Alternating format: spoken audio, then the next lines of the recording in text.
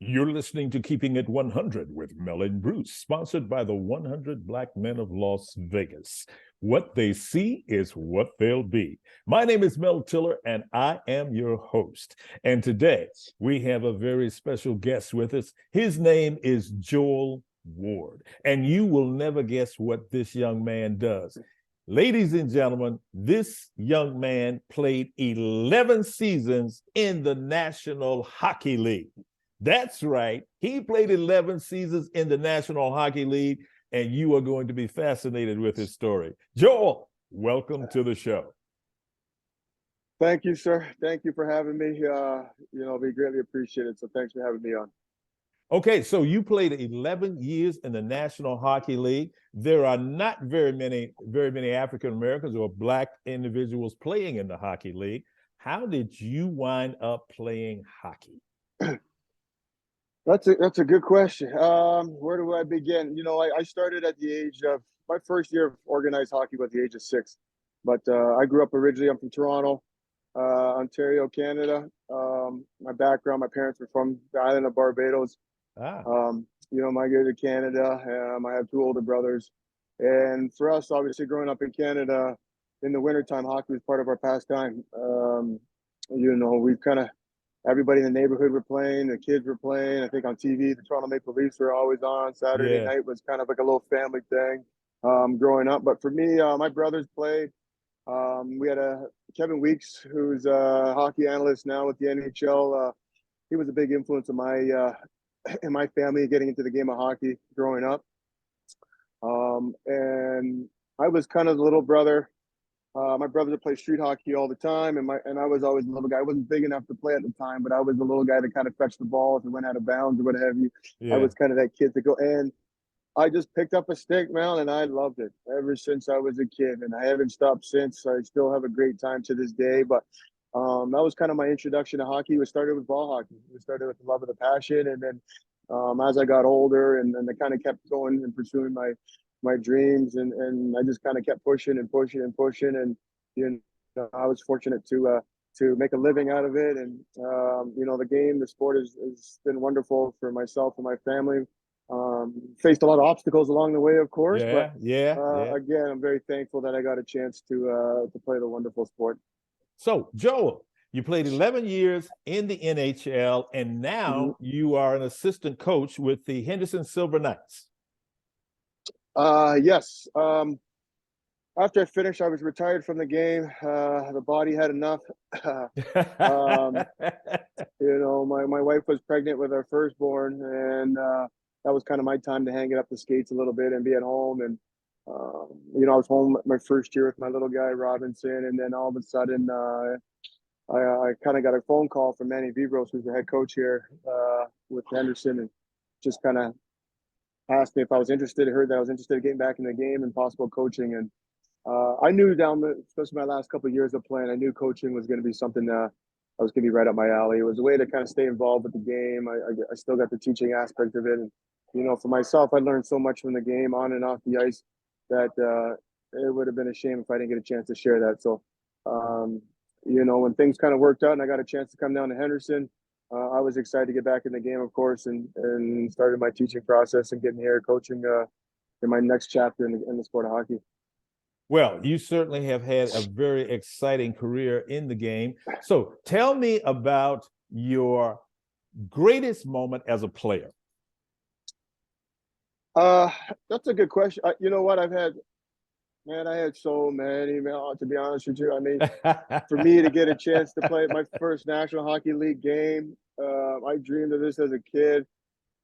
You always have some doubts growing up whether you can achieve that goal, but I do have a few moments that stood out for me. I was able to score in a Game 7, clinching series game winner in overtime. Oh, wow. I got a chance to play in Stanley Cup Finals. I mean, I just wanted to play one game, to be honest with you, and that would have been my dream. And the fact that I had a chance to make a living out of it now was a dream come true. I mean, to answer that question in one solid moment would have been pretty tough, because I had a lot throughout my life and throughout my career that stick out, that whether it was the good and the bad, they were still memorable. and it got me a chance to kind of keep proceeding and trying to achieve even more goals further down the road. So talk to me about playing in the Stanley Cup Finals and scoring the winning goal. That is a once in a lifetime kind of a thing for most people. So talk to me about that. It's hard to describe, because as a kid you grew up, everybody, regardless of what sport it is, you want to score the game-winning basket or the game-winning shot or hitting the game-winning tennis ball, what have you the case may be. But for me, it was just the chance I just wanted to do something that everybody else wanted to do. It was just trying to win the game for your squad and try to be that hero in that moment. So for me to get a chance to first be on that spotlight and in that stage where everybody's on you and the crowds and you've got friends, family watching, people back home all over the place, and then you're in this moment and then you try to picture it in your head, but when it really happens, it happens so fast that you're overwhelmed with joy, and the fact that you can kind of step up in that moment for your kids and for your teammates, was something that I'll never forget. Fantastic. Listen, I've been talking with members of your organization, and we've been talking about the 100 Black men working with your organization, and you were one of the first people that they brought up. And obviously, because you're here on the show, but they told me that you were interested in working with kids, that you were interested in helping to mentor kids. Tell me about that. That's something I've had a lot of help along the way. I grew up in a single parent family. My father passed away when I was at the age of about 14. My mother raised me and my two brothers growing up. So to see the sacrifices, it was hard, man. It was hard. My mother was working 2 jobs. My mother is probably the hardest working person on the face of this earth. She was a registered nurse working at 2 different hospitals at the time, trying to provide ends meet for me and my brothers. There was days where we wouldn't see her all day and night because she had to work double shifts.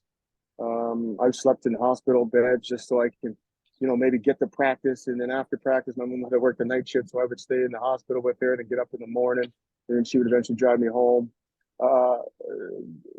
Just the sacrifice and the struggle was real. When my father passed away, my brother kind of took on that role for me. My next brother, Julian, and my oldest brother, Shane. And, being pretty close to my brother, Julian, at the time. And he just kind of took me under his wing and kind of raised me, essentially, with my mom when my mother wasn't around. So, giving back, the games give so much to me that, whatever city I was kind of in at the time, I would try to give back. When I was in Nashville playing there, I was part of Big Brothers Big Sisters program. The city embraced me, that I wanted to give back in some sort of way. And I thought that program was kind of fitting because I kind of grew up in a single parent family home as well. So I had the care of Malik Johnson. So we still in contact. That was like 2000 and like I have to look back again when we first kind of got together. But the fact that we're still together this day, that we still chat, we're still close, we still, is helping him to become the young man that he is today, and making sure, with his schooling, making sure he's on top of his education, and planning for his future, and helping him just simple things in life of taking care of himself. And you can see it was really rewarding, and like myself, a helping hand was much needed, I think, for me during those years too, growing up. So if I got a chance to help mentor and just kind of share my path and share my story with some of the young folks growing up, and kind of, I could have easily gone one way. Growing up, and with my brother and surrounding myself with good people, I was able to kind of steer myself on the right path. And my passion was hockey, and I kind of allowed that to kind of guide me throughout my journey in life, and that seemed to kind of keep me on the right path and making good choices. And if I can kind of share some of those lessons in some of the young men growing up, I think that would be huge instrumental for not just for now, but for down the future for themselves. So that's a little bit of part of my journey, and why I'd like to why I think it's important for us Black men to be part of some of these young Black men's lives. And you need that guidance, and it's okay to ask for help. Yes, it is. So Joel, in talking with some of the people in your organization, they were saying that you all might be willing to let some of the kids come out and actually Yeah, skate on the ice. yeah, 100%. I mean, I think it's just for other kids to see that, and it's not about making it to the National Hockey League, but Yeah, I yeah, it's just about knowing that this sport is for everybody. This is just a different avenue where kids can kind of come out and enjoy themselves. Don't feel intimidated by any means. I've had hockey parents come up to me saying, "I don't want to be uh, part of the rink because it's not made for me." I'm part of the Hockey Diversity Alliance as well, which is we try to help eradicate racism in the sport of hockey. So that's something that we've been trying to encourage more people to get out to the rinks, from the kids to the parents, from the whole neighborhoods, to kind of understanding that it's a beautiful sport. I mean, it's a big sheet of ice, and there's no reason why kids of all different ages and backgrounds and different ethnicities that they can't come out and enjoy themselves here. So we'd love to show the kids to kind of bring them in our world a little bit. We have a lot of visible minorities working through the organization that I think the kids, it's not just playing the game. There's different avenues, right? There's coaching, there's referees, there's yeah. equipment manager, there's strength coaches, there's medical, there's just so many different avenues within the sport that opens up the eyes to a lot of people. And I think just to introduce it to the kids, I think would be a positive impact. How young can a kid be when he starts to skate? There's no specific age particularly. I was at the age of my first time on ice. I'd say my mother said I was 2, but I didn't start organized hockey till 6. But I mean, there's people been in their teenagers, adult years. There's no age. Hey, you come out here and have a good time. I mean, people be roller skating all the time. So let's try to get you back on the ice. And don't worry, there's no age limit as to when. We'll get you out. Come on out. Once the kids get out there to the skate and understanding that the kids feel free out here. They can express themselves on the sheet of ice. They'll enjoy it. I said my only tip for other people that haven't skated is just to make sure you bend your knees, and that way you won't be Bambi on ice. But that's kind of my one hockey tip for skaters out there. But at the same time, I think it'd be such a positive impact once you get a chance to come to a hockey arena. We're speaking with Joel Ward. He spent 11 years in the NHL, and now he is an assistant coach with the Henderson Silver Knights. Joel, if you had one piece of advice to give to young kids, what would that be? 2 things. My approach was I never had a bad day. I love that. Also, live out your dreams. I know people say it, but if I can do it, man, anybody can do it. I just woke up with a smile, and I attacked on each day. I think during my pro years, especially, I woke up, I got a chance to play hockey for a living. Are you kidding me? So for me, everything was a bonus. And I try to live by that model at such an early age, because I did see some heartaches. I've had a couple of tough moments, don't get me wrong, but I never let it impact me to have a tough day. And I tried to have a smile and a positive impact every day, and try to help others and live out your dreams. I mean, set yourself some goals, and don't let anybody tell you that you can't achieve your goals, regardless of what it is. If you wanted to get into sports, teaching, whatever the case may be, nursing, like my mother was, whatever it is, just set some goals and put your head down and just go for it. I love it. Ladies and message. gentlemen, Joel Ward, 11 years in the NHL, and now he is an assistant coach for the Henderson Silver Knights, a great role model. And let's get down to the Dollar Lone Tree Arena, because some wonderful hockey is being played there. And when you get there, say hello to Joel and tell him you heard about him on Keeping It 100. Ladies and gentlemen, you better do it. You better come say hello. I like that. Hey, listen, looking forward to seeing you real soon. Thank you, sir. I appreciate it. All right, you have a great time. You're on the road now. Come back with a couple of wins. Okay. All right. Ladies and gentlemen, you've been listening to Keeping It 100 with Mel and Bruce, and that's Keeping It 100.